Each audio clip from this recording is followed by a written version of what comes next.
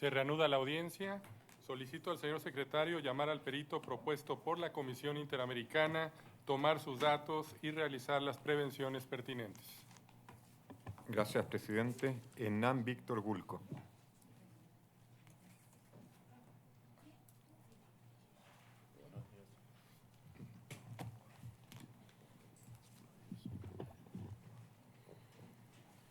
Buenos días, señor perito. Buenos días. Le agradecería manifestar ante la Corte su nombre. Hernán Víctor Gulco. Muchas gracias. Nacionalidad y lugar de residencia. Argentina, Buenos Aires, Argentina. Muchas gracias. El experto deberá limitarse a contestar clara y precisamente las preguntas que se le formulen. Se le informa que fue citado por la Corte para pronunciarse sobre la manera en que deben operar las garantías del debido proceso, en particular del derecho a la defensa y del principio de presunción de inocencia, cuando se activan diversas vías sancionatorias, tanto penales como disciplinarias, paralelas o subsiguientes, sobre la base de la misma plataforma fáctica. También se referirá a dicha situación a la luz del principio non bis in idem. Tomará en cuenta los hechos del caso para desarrollar su peritaje.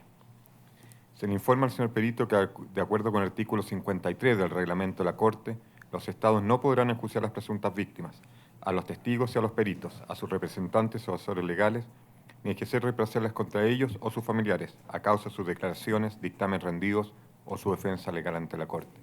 Le agradecería que se ponga de pie para que el presidente le tome el juramento de rigor. De pie, por favor.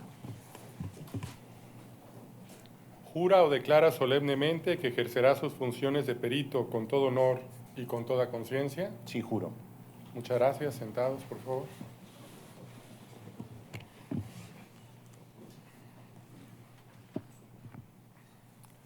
Muchas gracias por su presencia esta mañana. Señor perito, tiene la posibilidad de presentar, antes de ser interrogado por las partes, una exposición de hasta 10 minutos, una exposición libre de 10 minutos, que se refiere al objeto de la experticia para la cual fue llamado a declarar. Adelante, por favor. Muchas gracias. Señora jueza y señores jueces de la Honorable Corte, voy a hacer un breve resumen del informe que ya fue presentado ante esta Honorable Corte. Es claro que en un proceso administrativo sancionador, que es uno de los puntos sobre los cuales debía emitir mi informe, que dio lugar al pase a retiro de la víctima en este caso, hay una serie de garantías donde existe enorme consenso, tanto en el sistema interamericano como en los países, en los tribunales de los países que integran el sistema, que estos son que la persona tenga derecho a defenderse, a alegar en su favor, que tenga derecho a presentar pruebas a su favor, derecho a una decisión fundada, aun cuando se trate del ejercicio de facultades discrecionales por parte de la administración, el derecho a un recurso judicial amplio que abarque cuestiones tanto de derecho y de hecho, y en algún caso se podría decir el derecho a la doble instancia, especialmente en temas que puedan involucrar restricciones a la libertad individual. Esto claramente está abarcado por el artículo 8.1 de la Convención Americana y en esto hay consenso. La cuestión más importante que hay que formularse es si en un proceso de naturaleza sancionatoria se aplica también el artículo 8.2 de la Convención que se refiere a las garantías en el proceso penal. La respuesta, de acuerdo a la jurisprudencia de la Corte Interamericana, de acuerdo a lo que ha planteado la Comisión y el representante de la víctima en este caso, es que sí, cuando el proceso es sancionatorio, no hay razones para no asimilar las garantías del 8.2 a este tipo de procesos. ¿Y esto qué significa concretamente en este caso? Significa que acá rige el principio de presunción de inocencia, entre otros.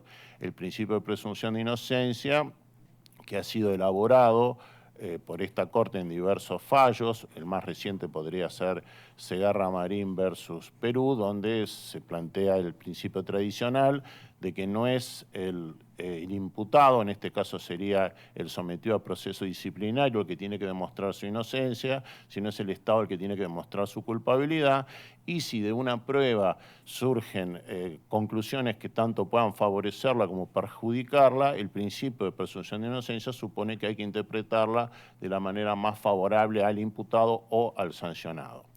Otro punto central, que es parte del proceso penal, tal como lo ha elaborado esta honorable Corte, es el derecho a una defensa eficaz.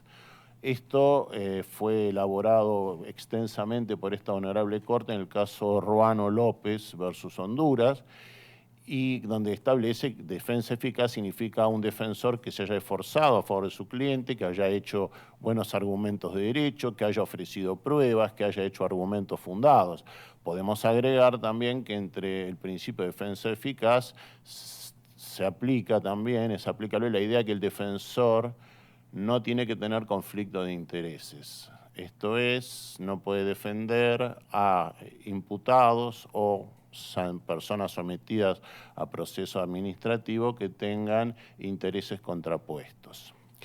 Eso respecto al proceso administrativo sancionador. Respecto del proceso penal militar que también se llevó a cabo respecto de la víctima en este caso, se aplica, por supuesto, el principio de la imparcialidad judicial. El principio de imparcialidad judicial, visto desde el punto de vista objetivo, significa que la persona que va a participar como juez en el proceso no pudo haber participado antes en otro rol. Esto significa que un juez de instrucción no puede ser, por supuesto, en los procesos inquisitivos o mixtos, no puede ser integrante del tribunal que va a juzgar al acusado. Y en los procesos acusatorios, esto significa que el integrante del Ministerio Público no puede integrar luego el tribunal que va a juzgar al acusado. Hay un principio, por supuesto, de independencia más amplio vinculado con los procesos ante la justicia militar, que por supuesto son comunes a los procesos penales.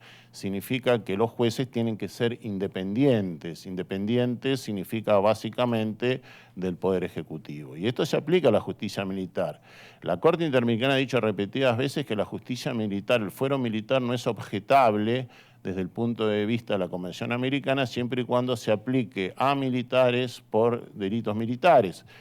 Por supuesto, los tribunales militares, los jueces que lo integran, deben ser independientes. Esto significa, como lo dijo la Corte Interamericana, en el caso Palamar-Iribarne versus Chile, que estos jueces no pueden ser dependientes del Poder Ejecutivo, no pueden ser militares en actividad y ejercer funciones militares. Esto coincide con la jurisprudencia de otros países que integran el sistema. Yo cité en mi informe el caso López, resuelto por la Corte Suprema Argentina, que algunos jueces de la Corte Suprema declararon inválido el procedimiento militar argentino por la dependencia que tenían los jueces militares al Poder Ejecutivo, al presidente como comandante en jefe de las Fuerzas Armadas. Luego tenemos la cuestión del proceso penal ordinario que se siguió en contra de la víctima. Ahí tenemos, por supuesto, el principio del derecho del imputado a recibir una sentencia motivada, y sentencia motivada se aplica también a la etapa de la apelación. Y esto significa que en la etapa de apelación el tribunal debe cumplir con los estándares elaborados por esta Corte Interamericana a partir del caso de Herrera Ulloa versus Costa Rica. Esto significa un examen amplio de las cuestiones de hecho y de derecho. Y respecto al tema específico de la pena, supone que cualquier imposición de la pena por parte de un tribunal de la apelación significa un análisis muy detallado de las razones que dan lugar a la aplicación de una pena y no de otra. Y esto, acá me gustaría señalar que hay un vicio muy común en nuestros países, en los países latinoamericanos, en el sentido de que no hay una clara distinción entre la etapa de juicio de autoría y responsabilidad y la etapa de la pena. y lo cual, por supuesto, es un error, porque los elementos de prueba utilizados para determinar que alguien es culpable no necesariamente son los mismos que son utilizados para determinar la pena. Es por eso que en el sistema angloamericano el jurado nunca puede conocer los antecedentes del acusado, porque los antecedentes nada tienen que ver con la determinación de la autoría responsable, sino tienen que ver con la determinación de la pena. Y por último, brevemente, está el tema del non bis in idem, donde se puede sostener que el non bis in idem, tal como lo establece la jurisprudencia de la Corte Interamericana y de otros tribunales nacionales, no se refiere a las calificaciones jurídicas, sino a los hechos. Más allá de los rótulos que le ponga la legislación nacional, si la persona es acusada, condenada o absuelta por los mismos hechos, hay una violación. Y por último, está la cuestión de hasta qué punto tenemos que hacer una interpretación literal de la Convención Americana del artículo 8.4, y parece ser que, de acuerdo a la jurisprudencia de la Corte Interamericana, cuando la interpretación literal lleva restricciones de los derechos de la persona, no debe hacerse. Un ejemplo obvio de esto es el conocido caso Baena contra Panamá, donde la Corte Interamericana interpretó de manera no literal las garantías de los artículos 8.1 y 9 de la Convención Americana. Bueno, esto es todo por ahora y trataré de profundizar mis respuestas al responder las preguntas. Muchas gracias, señor perito. En efecto, ahora corresponde realizar el interrogatorio a las partes y a la comisión, iniciando con la comisión. Por favor. Gracias, presidente. Cristian González, asesor de la CIDH. Formularé las preguntas al perito. Señor perito, usted se refirió ya a la aplicabilidad de las garantías del debido proceso en procesos administrativos sancionatorios y en procesos penales. Yo le formularía una serie de preguntas en seguimiento, sobre todo respecto de las garantías más relevantes en el presente caso. Sobre el principio de presunción de inocencia específicamente. Como usted conoce, en el presente caso, en la sanción que pasó a retiro a la víctima, se dio por probado y se tomó como elemento relevante para la imposición de la sanción que el señor Rosario fue denunciado ante la jurisdicción militar y ante la jurisdicción penal por la comisión de diversos delitos. ¿Podría usted proporcionar su opinión de experto respecto de dicha situación a la luz del principio de presunción de inocencia? Si nosotros aplicamos la jurisprudencia de la Corte Interamericana, yo creo que esto es claramente violatorio del principio de presunción de inocencia, porque del hecho que se haya iniciado un proceso penal contra una persona no nos dice absolutamente nada, porque el proceso penal puede tener fundadas pruebas que llevarían a una condena a la persona, pero al mismo tiempo puede haber sido producto de una acusación maliciosa. Entonces, dado que es algo completamente ambiguo la circunstancia que se haya iniciado un proceso penal paralelo al proceso administrativo, el principio de presunción de inocencia nos está diciendo que si no podemos extraer una prueba concluyente de la iniciación de ese proceso penal, hay que incluir en favor de la persona que está sometida a proceso administrativo. Por lo tanto, yo diría que no puede ser utilizado como elemento relevante para fundar una sanción administrativa. Respecto del derecho de audiencia, ¿considera que resulta aplicable el derecho de audiencia en materia sancionatoria administrativa? Y de ser así, ¿se justificaría que una persona no tenga audiencia tomando en cuenta que se encuentra privada de libertad? Más allá de cómo se interprete el concepto de audiencia, es claro que si no tuvo ni siquiera la posibilidad de hacer un descargo escrito, es una clara violación del artículo 8.1 de acuerdo a la jurisprudencia de la Corte Interamericana y, por supuesto, de muchas jurisdicciones constitucionales de este continente. Ahora, la audiencia puede consistir en un descargo escrito o también en un descargo oral. Yo sé que la Corte Interamericana ha dicho que no surge del artículo 8.1 que necesariamente tenga que haber una audiencia oral. Yo creo que uno tendría que hacer una interpretación del concepto de debidas garantías de la siguiente forma. Si el proceso administrativo es sancionatorio y además involucra cuestiones de prueba, por ejemplo, declaraciones de testigos y de peritos, yo creo que sí hay un derecho a una audiencia oral, por la sencilla razón de que audiencia oral, y esto hay jurisprudencia de la Corte Interamericana en materia penal, significa la posibilidad de interrogar y contrainterrogar a los testigos y a los peritos, como ocurre en esta audiencia. Por lo tanto, yo haría un argumento matizado que creo que coincide con la jurisprudencia de la Corte Interamericana. No hay un derecho genérico a una audiencia oral bajo en materia administrativa, pero sí en casos donde supongan sanciones, como en este caso, y donde se suponga la producción de prueba, por ejemplo, de testigos y de peritos. Gracias, señor perito. Respecto del derecho de defensa y la garantía de imparcialidad, ya usted mencionaba los problemas de la defensa por la misma persona de acusador y acusado. Como usted conoce, en el presente caso, durante el procedimiento administrativo, la víctima y su acusador fueron representadas por el mismo abogado, el cual luego actuó como juez en la jurisdicción militar. ¿Podría usted efectuar un análisis de dicha situación a la luz del derecho a ser juzgado por una autoridad imparcial? Bueno, en primer lugar, el hecho de que una misma persona defienda a individuos que tienen intereses contrapuestos, como ocurría en este caso con el coronel Murgueitío, que formuló una acusación administrativa contra la víctima, que la misma persona defienda a ambos, es claro un conflicto de intereses insalvable, y esto viola el derecho a una defensa eficaz en los términos de la jurisprudencia de la Corte Interamericana.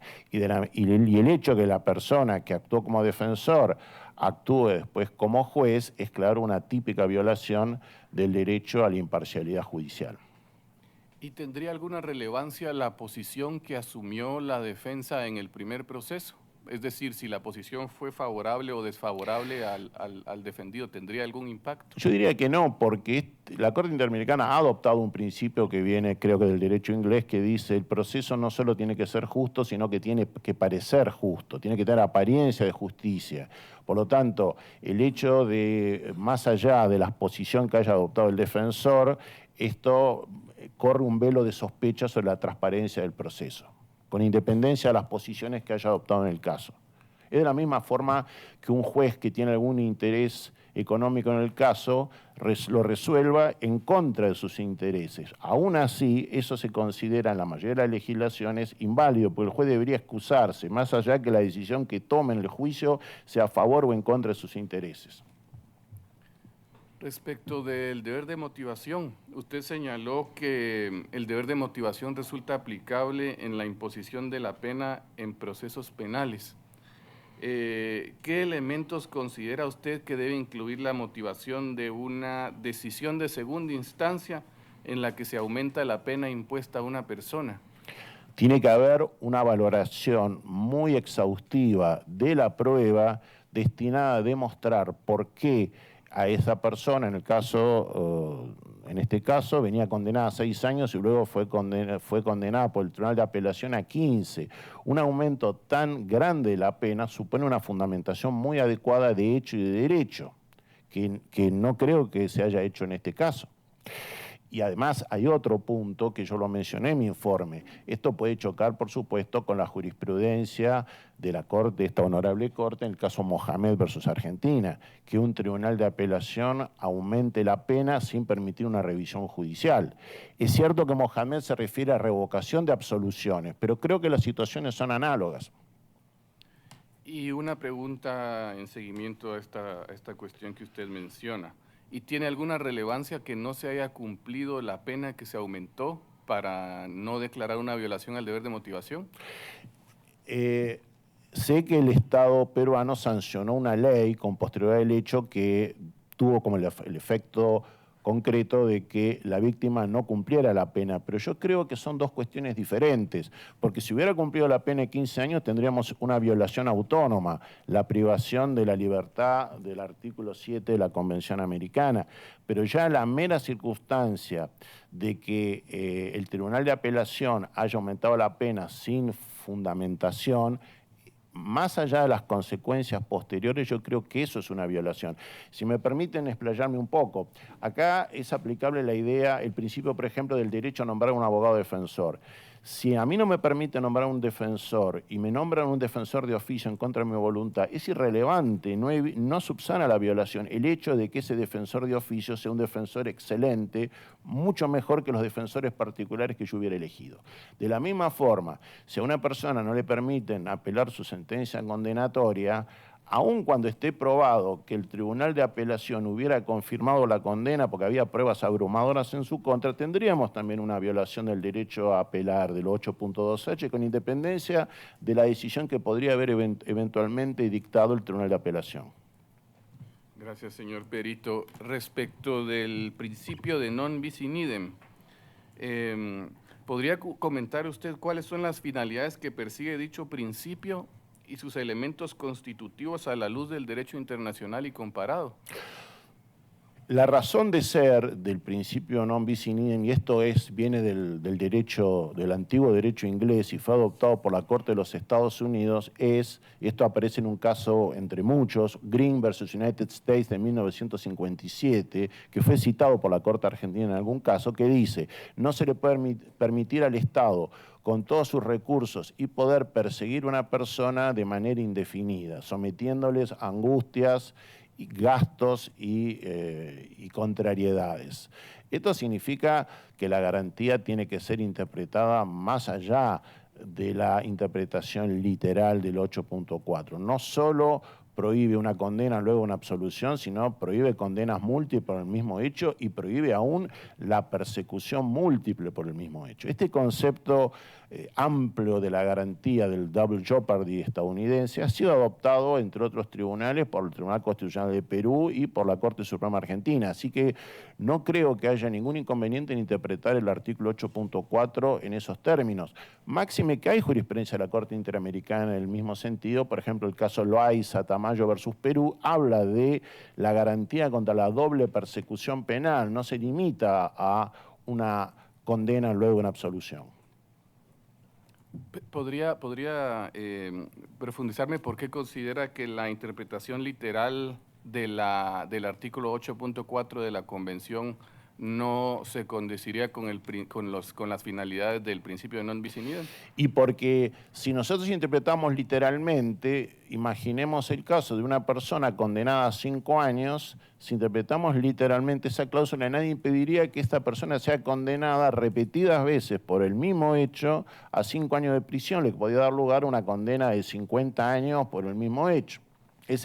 Por eso, cuando una interpretación literal lleva resultados absurdos, no hay que adoptarla. Lo mismo ocurre en el caso Baena contra Panamá. No tenía ningún sentido decir que el 8.1, más allá que hable de garantías judiciales, no se aplicara a procesos administrativos, porque significaría que en los procesos administrativos el Estado podría realizar cualquier arbitrariedad. Y también no tenía sentido interpretar el artículo 9 de la Convención Americana, el principio de retroactividad, exclusivamente a casos que la ley nacional consideraba penales. Es por eso que en Baena la Corte Interamericana lo extendió a sanciones de tipo disciplinario. Y respecto del presente caso, señor perito, a la víctima se le impusieron sentencias condenatorias en la jurisdicción penal, en la jurisdicción penal militar, y en la vía administrativa por conductas penales asimiladas a faltas disciplinarias. ¿Podría referirse a dichos hechos a la luz del principio non bis in idem? Más allá de las diferentes calificaciones jurídicas que recibió en el derecho interno, en un caso era una sanción administrativa, en otro una condena penal militar y en otro una condena penal ordinaria, el hecho era el mismo. Básicamente, haber permitido sin autorización de la superioridad vuelos que contenían estupefacientes. Es decir, al ser el mismo hecho, da lugar a una violación del non bis in idem, más allá de que esté calificado, encuadrado de manera diferente en los diferentes ordenamientos jurídicos del sistema del país demandado. ¿Y considera que se podría aplicar el principio en cuanto a la relación de procesos administrativos y procesos penales? Uno podría decir que son de naturaleza distinta. ¿Tendría algún tipo de aplicación el principio de non bis in idem en esta comparación? Yo diría que sí, quizás no de manera absoluta, pero si el proceso administrativo tiene claras finalidad sancionatoria, porque no todo procedimiento administrativo, por supuesto, tiene esa finalidad, pero si el procedimiento administrativo tiene una clara finalidad sancionatoria y los hechos en que se funda son los mismos que dieron lugar a los procesos penales, ya sea penal militar o penal ordinario, yo diría que sí es aplicable la garantía del non bis in idem. Gracias, presidente. No tenemos más preguntas. Muchas gracias al representante de la Comisión Interamericana de Derechos Humanos. Daré ahora la palabra a los representantes de la presunta víctima para que procedan con el interrogatorio. Muchas gracias, señor presidente. César Villacorta, Spinner, representante de la presunta víctima. Conforme al expuesto, doctor Gulco, y muchas gracias por la exposición. En cuanto al análisis del presente caso, que usted debería haber tenido alcance o puede haber tenido alcance en lo que en la materia se trata, ¿podría usted referirnos, en cuanto a la exposición, si existen elementos suficientes para considerar que el Estado habría cometido agravio contra la víctima que lesiona los acuerdos de la Convención Americana? Bueno, por lo que acabo de contestar, yo diría que sí. Resumiendo brevemente lo que dije, yo diría que en el proceso administrativo parece haber una violación, bueno, parece no, hay una violación, en mi opinión, del principio de presunción de inocencia, del derecho a una defensa eficaz. En el proceso penal ordinario hay una violación del derecho a una sentencia motivada en la etapa apelatoria, en la parte de apelación. En el derecho militar en el proceso militar habría una violación del derecho a ser juzgado por un juez imparcial e independiente, y por último habría una violación del principio non bis in idem del artículo 8.4. Eso es todo. Gracias a usted. Muy bien, muchas gracias a la representación de la presunta víctima. Corresponde ahora el interrogatorio a los representantes del ilustre Estado del Perú. Adelante, por favor.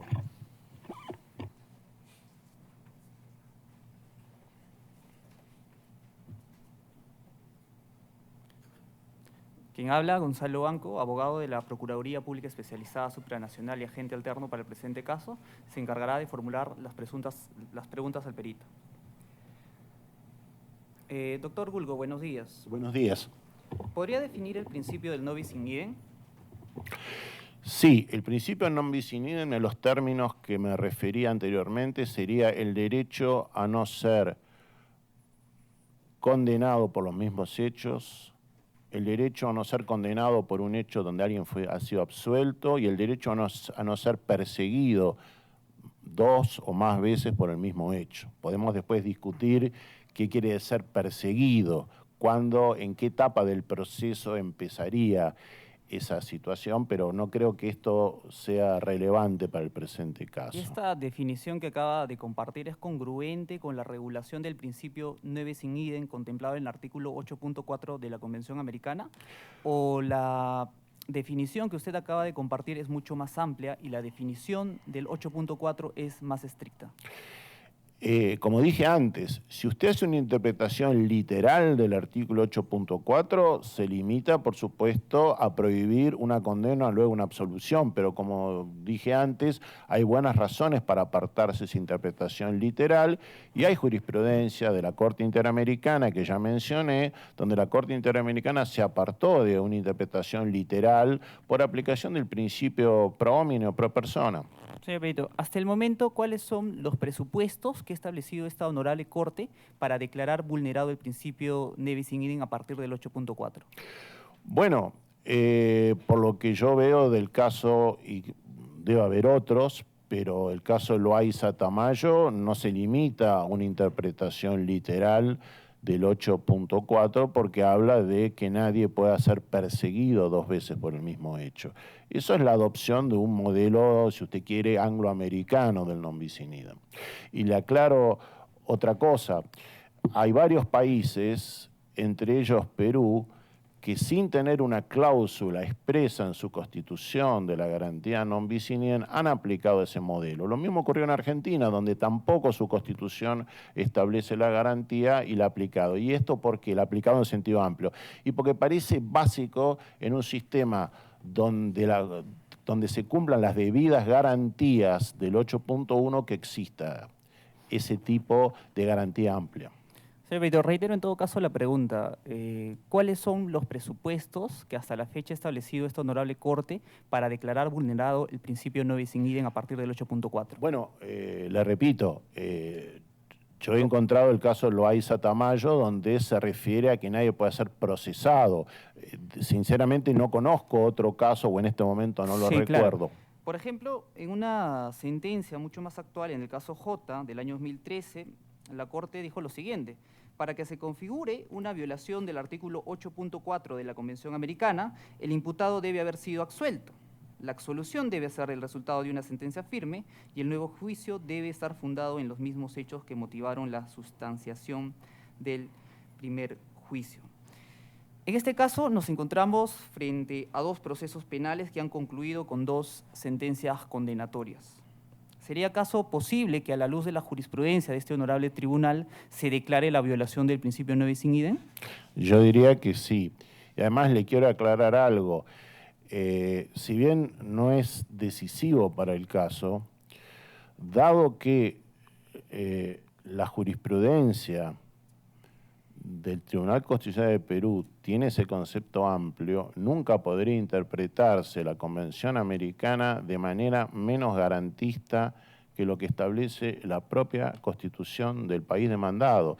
Es la aplicación del artículo 29, inciso B de la Convención Americana, es el principio pro homine pro persona. No, con esto no quiero decir que la Constitución de Perú es más garantista a la Convención Americana. Lo que quiero decir es que esta es una muy buena razón para no hacer una interpretación literal del artículo 8.4. Sí, claro. Señor Perito, el Estado es consciente que la interpretación evolutiva tiene una función importante y es el de ir actualizando las normas convencionales en atención de las necesidades de los nuevos tiempos. Sin embargo, no considera que al incluir un supuesto no contemplado en la Convención Americana se estaría utilizando la interpretación evolutiva para modificar en el fondo el texto de la Convención Americana. Mire, doctor, lo mismo podría decir usted del caso Baena. Usted podría hacer una interpretación literalista, máxima, y decir, no, miren, en el proceso administrativo no se aplica el 8.1 porque habla de garantía judicial y garantías judiciales habla de proceso judicial. Ahora, parece que una interpretación así es absurda. Creo que todos estaríamos de acuerdo. Entonces, cuando la interpretación literal lleva resultados absurdos, no hay que adoptarla.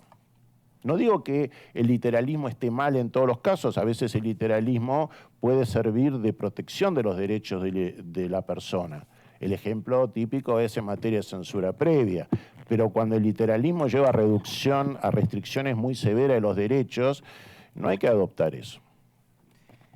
Ahora bien, en el marco de la jurisprudencia de la Corte Interamericana, ¿ha identificado usted algún pronunciamiento en el que se haya declarado violado el principio no bis in idem por la realización de dos procesos con sentencia condenatoria? En este momento no lo recuerdo, no recuerdo que haya existido esa jurisprudencia, pero no descarto que haya alguna. Sinceramente, en este momento no lo recuerdo. Ahora, señor Perito, ¿se podría afirmar que la Corte Interamericana ha establecido en jurisprudencia constante que uno de los presupuestos necesarios para declarar la violación del artículo 8.4 de la Convención se encuentra en la realización de un primer proceso que concluya con una sentencia absolutoria y por lo tanto estaríamos hablando de un criterio consolidado en el sistema interamericano?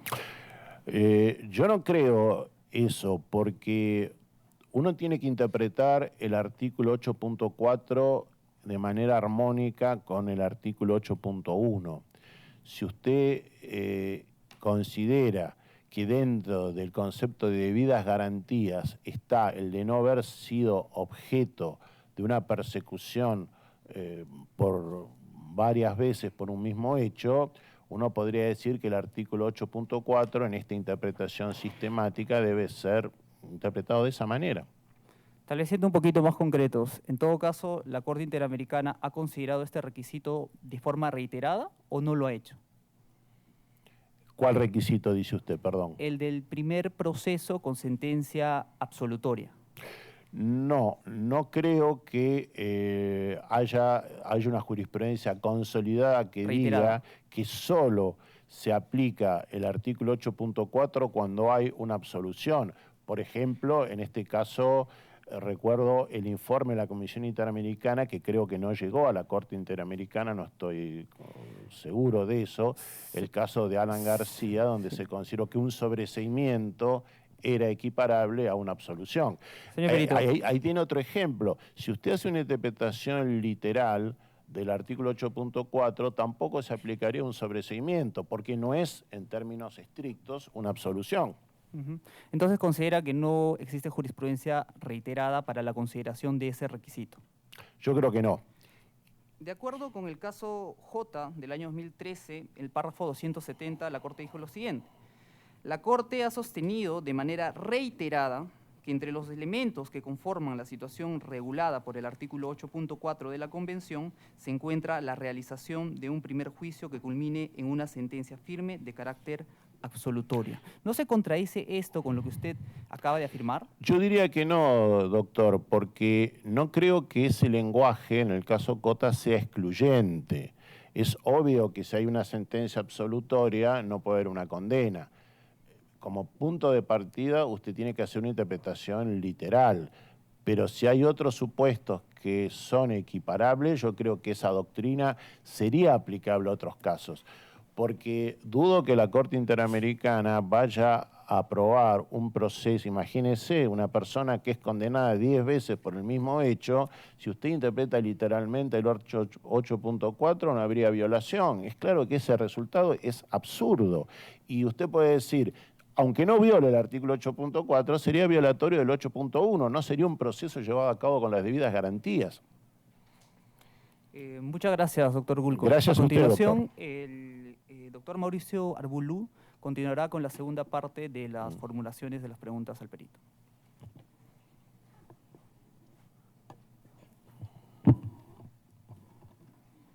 Señor perito.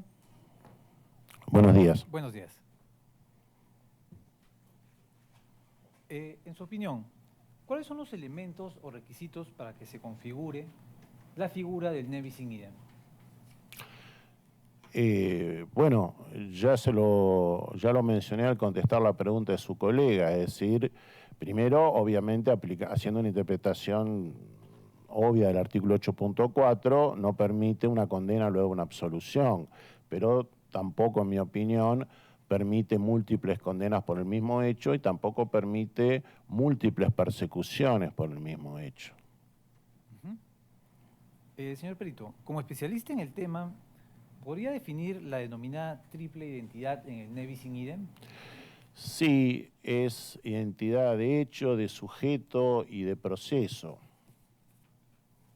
Esa es la definición, no digo que surja de la Convención Americana, ni del concepto de debido proceso de la Convención Americana.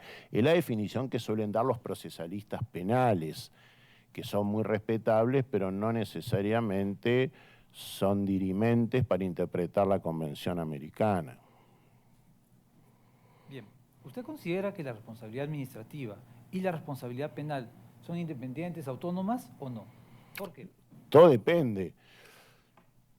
Acá tenemos que partir del principio de los conceptos autónomos en la Convención Americana. ¿Qué quiere decir esto? El hecho de que bajo la legislación de un país que forma parte del sistema, una sanción se llame administrativa sancionatoria y otra penal, esto no impide cuando la Corte Interamericana o los tribunales nacionales aplican la Convención que digan, más allá del rótulo que da la legislación, a los fines de la Convención Americana pueden ser asimilables, equiparables. Y hay mucha jurisprudencia del sistema interamericano que equipara las sanciones administrativas a las sanciones penales. Por supuesto, esto no significa que haya una equiparación total. Una decisión de un organismo administrativo sobre materia jubilatoria o materia de pensiones y quizás no sea equiparable a materia penal, pero otra que contiene sanciones y a veces sanciones importantes como la pérdida del empleo, sí. Es decir, no creo que se pueda dar una respuesta omnicomprensiva o rígida al respecto. Bien, ¿qué bienes jurídicos tutela 1, un procedimiento administrativo sancionador? 2, un proceso penal en el fuero ordinario. Y 3, un proceso penal en el fuero militar. Bueno, el proceso administrativo, normalmente si uno mira la legislación de los países, tiende a mantener el buen funcionamiento de la administración, la disciplina interna. el proceso militar, penal, tiende a proteger la disciplina, pero ya ante hechos mucho más graves, y el proceso penal ordinario, bueno, tiende a proteger a bienes jurídicos como pueden ser la salud pública, la vida. Lo que ocurre es que muchas veces las legislaciones militares protegen, tutelan más o menos los mismos bienes jurídicos que el Código Penal, y en algunos casos también la legislación disciplinaria también.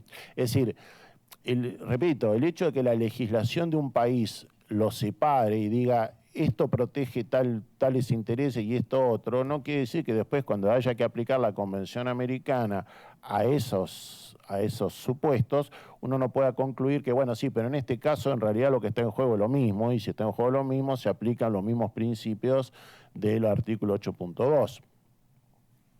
Señor Perito, ¿usted considera que es jurídicamente viable procesar y sancionar a una persona en sede administrativa y en sede penal por los mismos hechos? En todo caso, ¿en qué caso sería?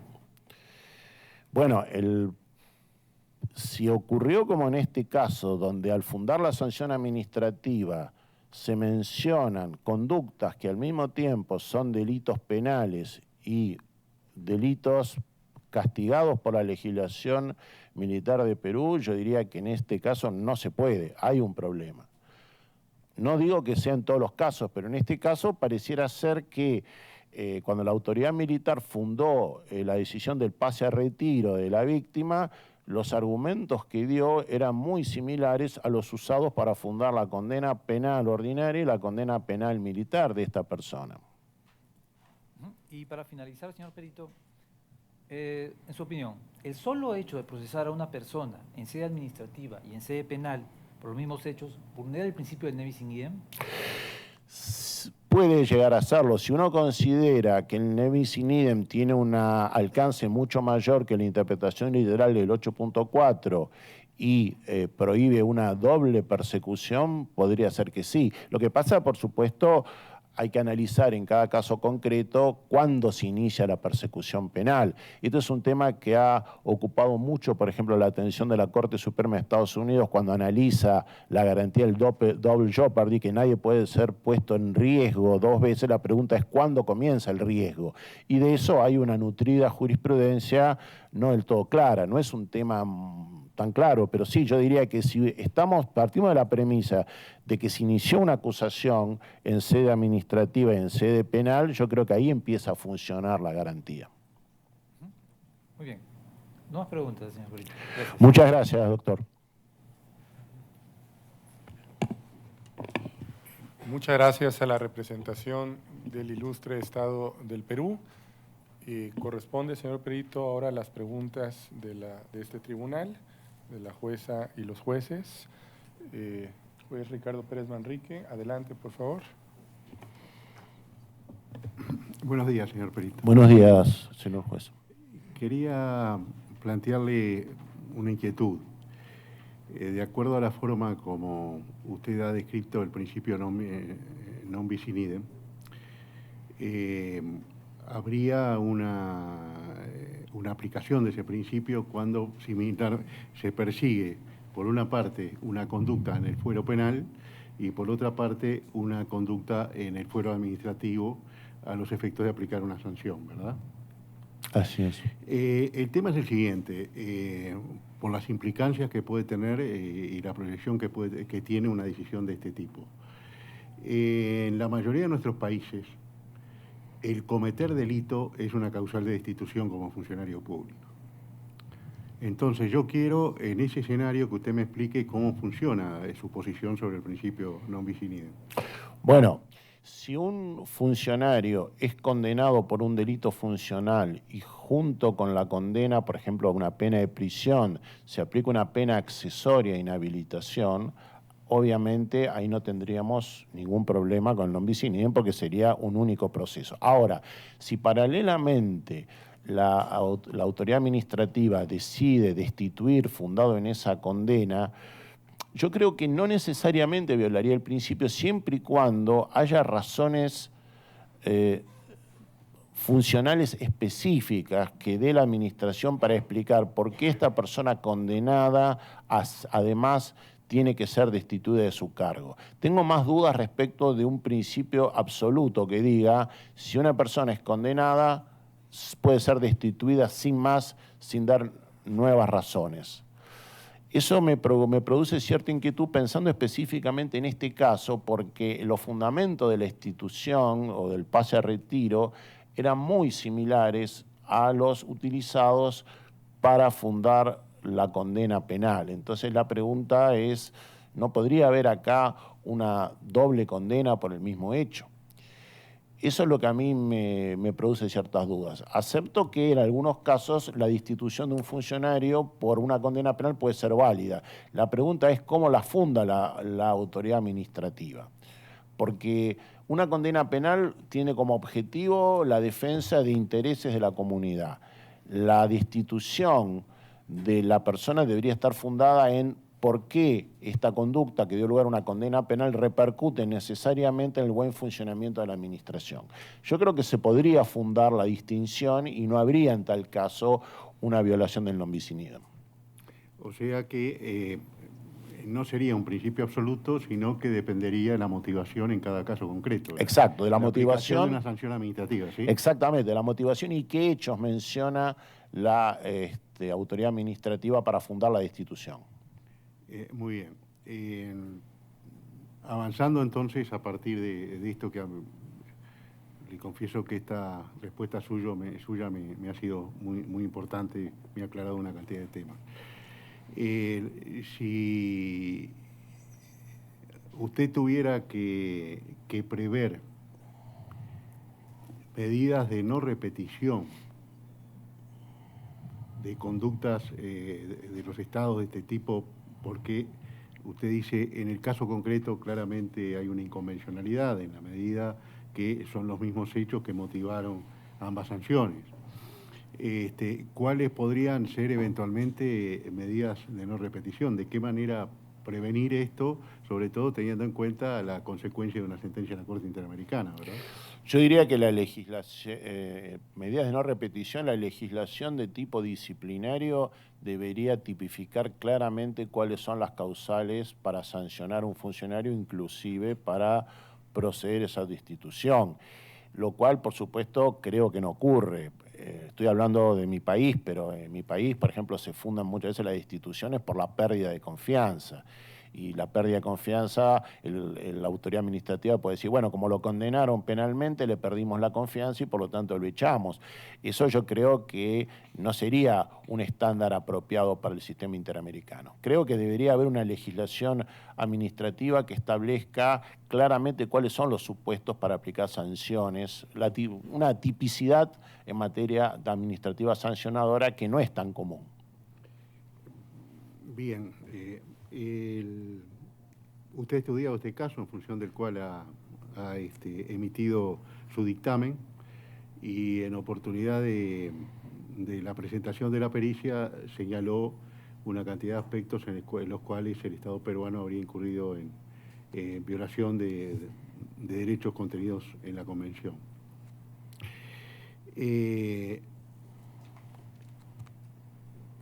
Esa cadena de eventuales violaciones que usted plantea, las atribuye a inconsistencias del sistema interno, a dificultades de interrelacionamiento entre los distintos aspectos del sistema interno que operaron en este caso concreto, o denota una actividad de parte del Estado orientada en determinado sentido sancionador. Para mí es difícil señalar incompatibilidades entre el sistema normativo como tal. Lo que yo veo de la lectura de los fundamentos utilizados por las autoridades nacionales, ya sea en los diferentes procesos, es una notoria falta de fundamentación y de decisiones de tipo arbitrarias.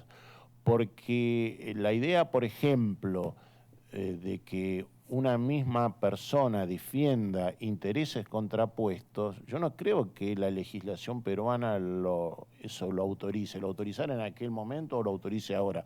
Más bien parece ser una conducta hasta contra legem de los propios funcionarios del país demandado.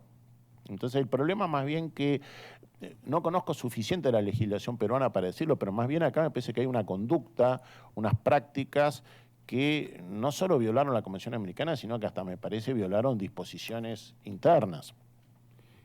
Muchas gracias, señor presidente. Gracias, señor presidente. Muchas gracias, juez Ricardo Pérez Manrique, juez Patricio Pazmiño Freire, juez Eugenio Raúl Zaffaroni.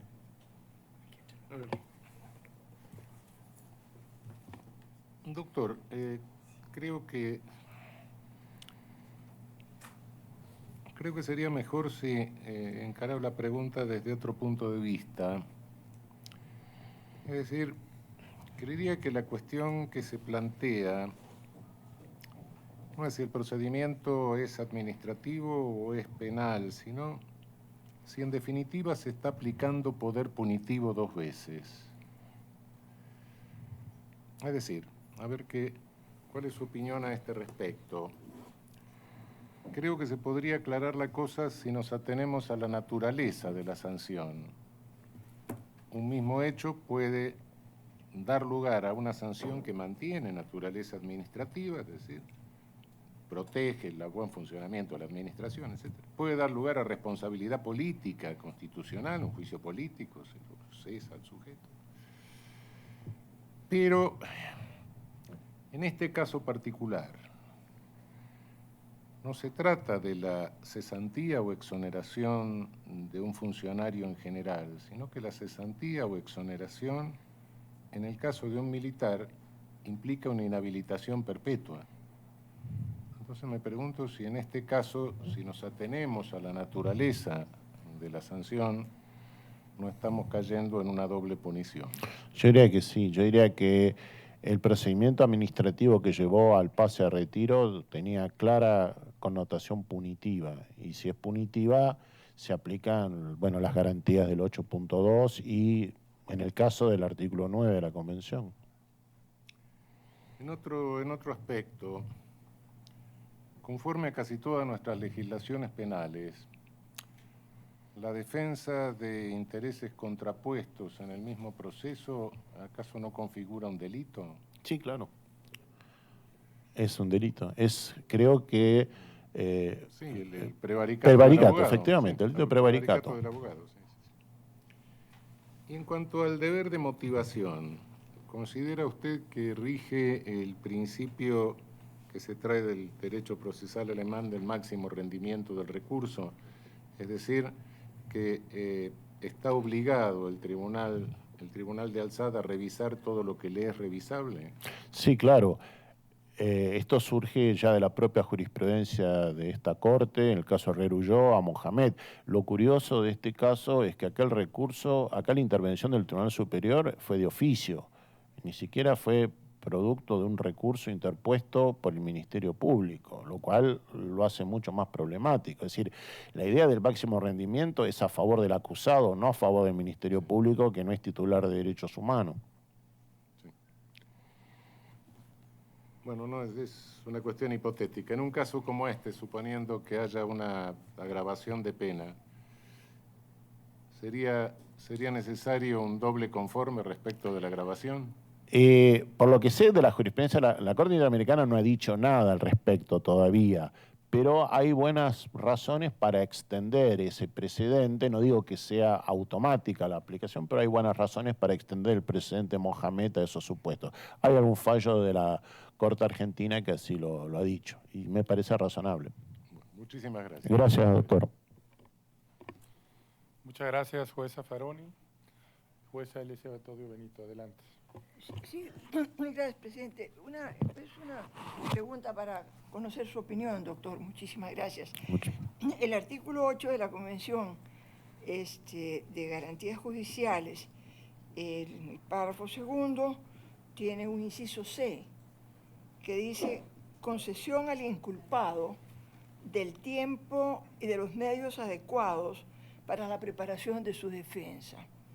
En su opinión, doctor, de experto, ¿qué consideraría usted un tiempo y unos medios adecuados para preparar una defensa que tenga posibilidades de éxito en un caso como el que nos ocupa? Bueno, en primer lugar, la persona que va... perdón, señora jueza, ¿usted se refiere al proceso penal o al proceso penal ordinario, al militar o al proceso administrativo o en general? Gracias, doctor, para aclararme el sentido de mi pregunta. Yo me refería a todos los procesos a los que fue sometido la presunta víctima. Bueno, empezando por el proceso administrativo, en primer lugar no tiene que estar preso, es decir, porque acá estaba detenido cuando se inició el proceso administrativo, quiere decir que no hubo una participación ni siquiera a nivel escrito. Después, tratándose de un proceso penal militar, yo creo que de la Convención Americana surge claramente que el acusado tiene derecho a nombrar un defensor de su elección. No creo que esto haya ocurrido en el caso y que haya podido decidir entre tener un defensor de oficio o un defensor de su elección. Y respecto al proceso penal ordinario, es claro que esta persona se vio fuertemente afectada en su derecho de defensa ante una intervención de un tribunal de apelación que intervino de oficio. Y que además aumentó la pena de 6 a 15 años sin dar una fundamentación adecuada de por qué determinaba un aumento tan sensible de la pena. Es decir, todos esos supuestos a mí me parece que afectaron fuertemente la posibilidad de defenderse eficazmente a la víctima, al demandante. Gracias, señora jueza. Muchas gracias, jueza Elizabeth Odio. Juez Sierra Porto. Sí, muchas gracias, presidente. Doctor Hernán Víctor Gulco, bueno, primero quiero expresarle la satisfacción por el experticio que usted ha rendido, tanto el escrito como la manera tan interesante y sugestiva que nos presenta los distintos aspectos de las garantías judiciales sobre las manifestaciones del ejercicio del ius puniendi, pero en particular la tesis del alcance del nebis in idem. Un poco, no sé qué querrá la comisión con traernos este tema y con este perito, porque parecería ser que la consecuencia de llevar esta lógica como un criterio de orden público interamericano sería modificar todas las constituciones o la mayor parte de las constituciones de nuestro entorno, en la medida en que existe el fenómeno de la existencia de diversas manifestaciones del ejercicio del ius puniendi a propósito del mismo hecho, con una visión que entiendo que puede reñir con la idea que usted plantea, interesantísima y muy bien fundada, pero tendría esa eventual contradicción. Preguntas. Una primera, me gustaría escuchar sus observaciones o sus reflexiones sobre, dentro de un contexto de lo que hay, que es la coincidencia, el paralelismo de distintas manifestaciones sancionatorias a propósito del mismo hecho, a través de procesos con distinta naturaleza o con distinto procedimiento o con distintos fines, como se quiera decir, penales, en este caso de penal militar y también eventualmente disciplinarios, pero podrían ser más manifestaciones de ius puniendi. ¿Cómo serían las reglas para que en ese contexto de coincidencia se deba respetar las garantías judiciales? ¿Cuáles serían? Me imagino yo las dificultades o las previsiones que hay que tener, por ejemplo, en materia de traslado de pruebas y en la eventual utilización de manera favorable de distintos procesos, aunque sean de naturaleza diferente, en la medida en que la interpretación favorable podría tener algún tipo de cabida a la hora de entender las distintas alternativas procesales. ¿Cómo ve usted este punto? No sé si entiendo bien su pregunta, señor juez. ¿Usted se refiere qué consecuencias tendría utilizar las mismas pruebas en diferentes procesos, ya sea disciplinario? Podríamos hacerlo de la siguiente manera. ¿Cuáles son las dificultades para un ciudadano el hecho de que existan esa coincidencia o esa diversidad de procesos sancionatorios y también cuáles podrían ser las ventajas? para decirle un plata más. Yo diría que el ciudadano por ahí se siente un poco desconcertado, que tiene que defenderse varias veces, hasta como en este caso, en tres procesos diferentes, por hechos que parecen los mismos. Yo creo que eso se puede solucionar, creo que como algo adelanté, estableciendo una separación más clara de cuáles son las causales para que una persona sea sancionada en el orden administrativo y para que sea condenada en el orden penal. Normalmente, estoy hablando por supuesto de la experiencia argentina, no digo que sea trasladable al resto de los países del sistema interamericano. Normalmente las causales para sancionar a un funcionario hasta destituirlo son muy vagas, son conceptos que violarían cualquier principio de tipicidad. Entonces, si el legislador hace un intento de separar en forma muy clara cuál es una causal de sanción administrativa y cuál penal, podrían evitarse estos problemas de doble persecución o doble condena. No digo que sea fácil, pero creo que el legislador podría hacer el intento. Bueno, tal vez porque mi formación no es la de penalista.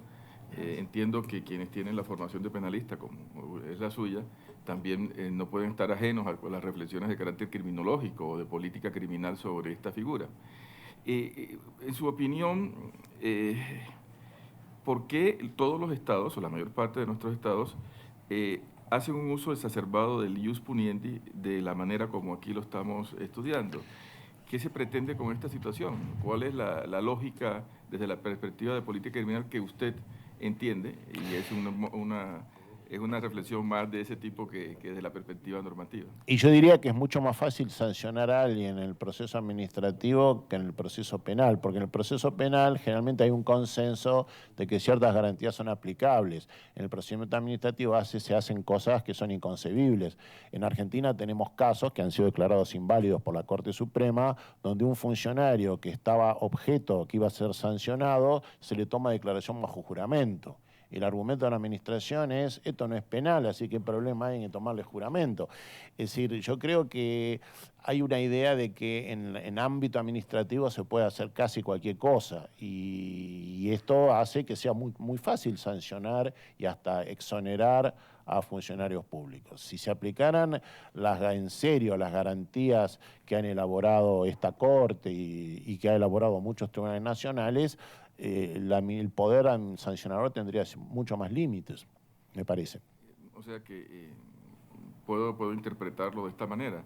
La cantidad de mecanismos de ejercicio de ius puniendi, mecanismos para sancionar, pueden ser entendidos como una especie de que esta utilización exacerbada, si se quiere, del ius puniendi, lo que pretende es dar legitimación al Estado. El Estado se legitima no solamente con los mecanismos tradicionales del sistema democrático, sino que también en la medida en que persigue y condena a las personas que puedan cometer irregularidades.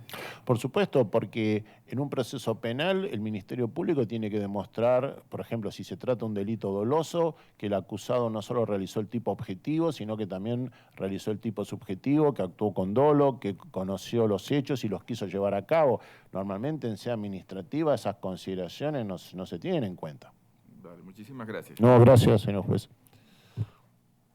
Muchas gracias, juez Sierra Porto. Y juez Eduardo Biogrossi. Una sola pregunta en detalle. ¿Cómo interpretaría usted el numeral 3 del artículo 8 de la Convención, que dice derecho a no ser obligado a declarar contra sí mismo, ni a declararse,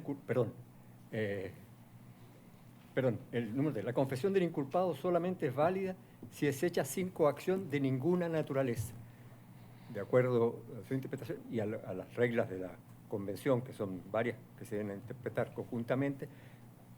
¿Cómo interpretaría esto sin coacción, tanto coacción como de ninguna naturaleza?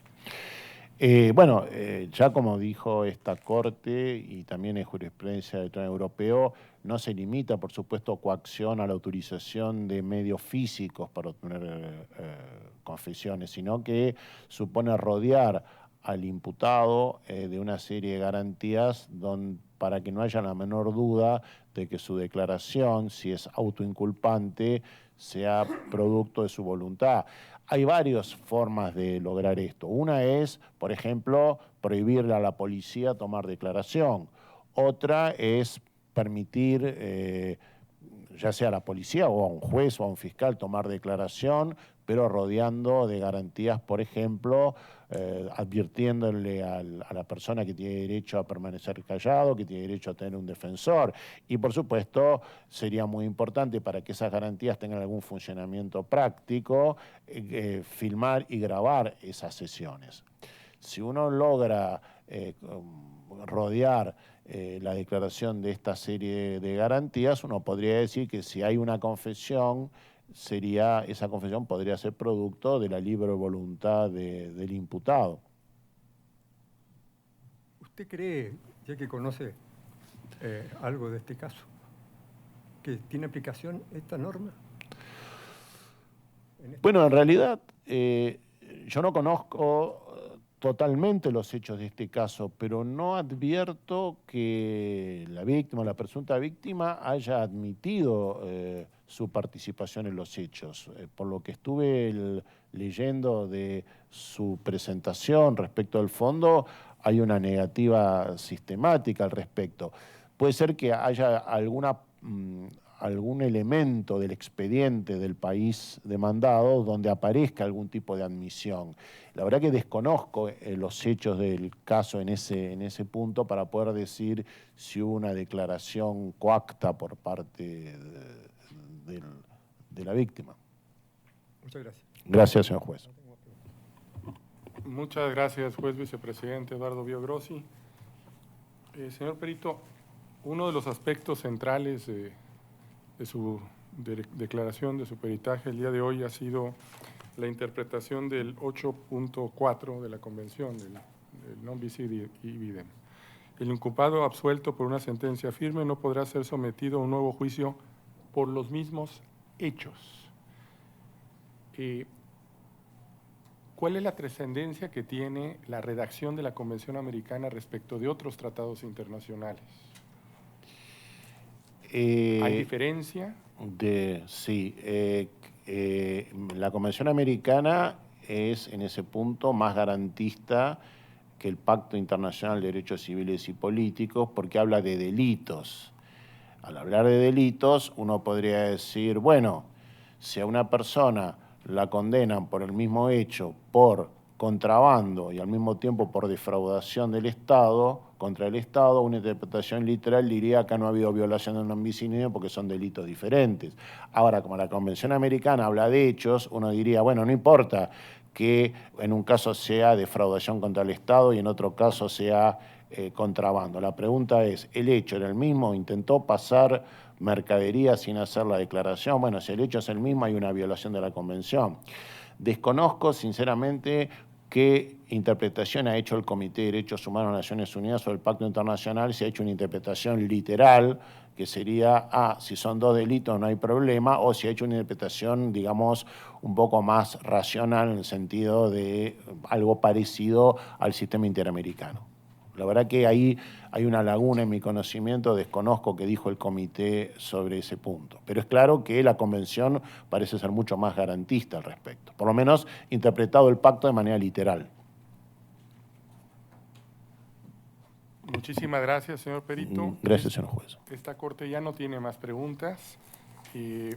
Agradecemos mucho su presencia en esta audiencia y especialmente su peritaje, bueno, además de su presencia y su peritaje oral también, el que nos mandó oportunamente por escrito. Muchas gracias, señor juez, y gracias por esta convocatoria. Muchas gracias. Puede retirarse y si lo desea permanecer en la audiencia. Perfecto.